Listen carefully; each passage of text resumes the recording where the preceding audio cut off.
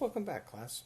In this section, I want to talk about a little bit of a summary of the basic units of elements and compounds that we've sort of discussed so far. So, to summarize sort of where we've talked about elements and compounds and what the different types of these in terms of their basic structure is. So, again, if we look at all of these are part of our pure substance category when we talk about matter. And we said the two kinds of pure substances were elements and compounds. Now, if we look at elements, basically there are elements that exist in two different ways, right? An element can either be what we call an atomic element, and this is the most common form where the basic unit or the simplest unit is an individual atom of that element. So, for example, neon is a grouping of individual neon atoms, or gold is an individual grouping of gold atoms, right? Now, there are some elements, a few elements that are molecular elements. So, their simplest stable form is actually a molecule.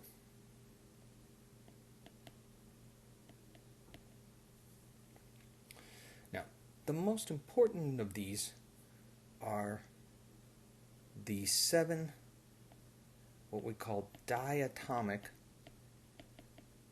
elements.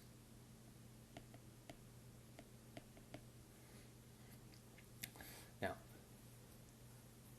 these 7 elements are made up of hydrogen. So hydrogen exists as H2, that's its stable form.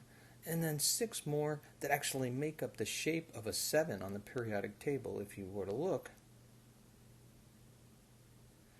And so if you go across to the periodic table and you start it, you have nitrogen, N2, you have oxygen, O2, you have fluorine, F2, and then you go down the halogens and you have Cl2, Br2, and I2.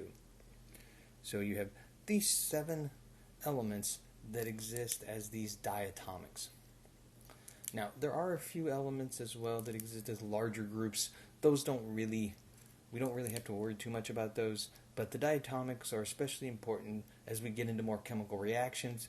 And when we say something reacts with oxygen or reacts with hydrogen, we need to understand that in our chemical reaction, it's going to react with O2.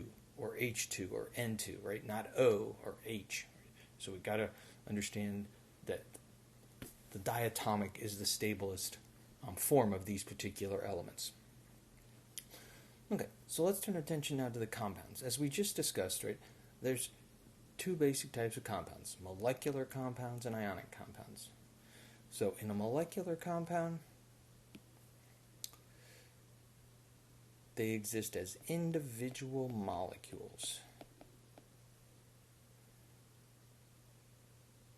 And remember, these are going to be constructed of nonmetals.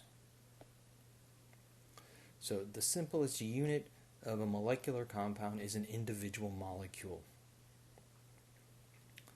Now, if we look at the ionic compounds, remember, these exist in what we called crystal lattices.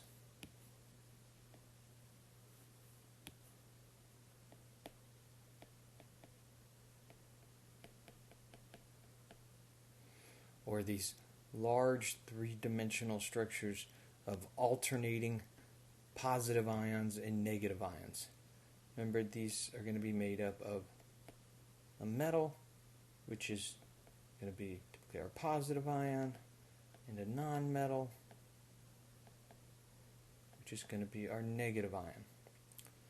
So a lot of ionic compounds are made up of what we call these atomic ions. So we have sodium ions and chloride ions, so individual atoms that have a charge on them. Now, remember, like a molecular compound where the simplest unit is the molecule, for an ionic compound, the simplest unit is what we call the formula unit.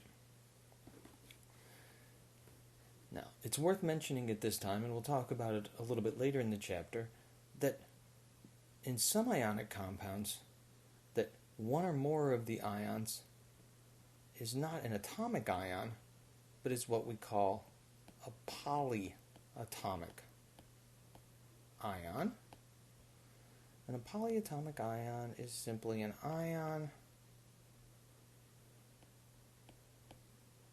made up of two or more nonmetals.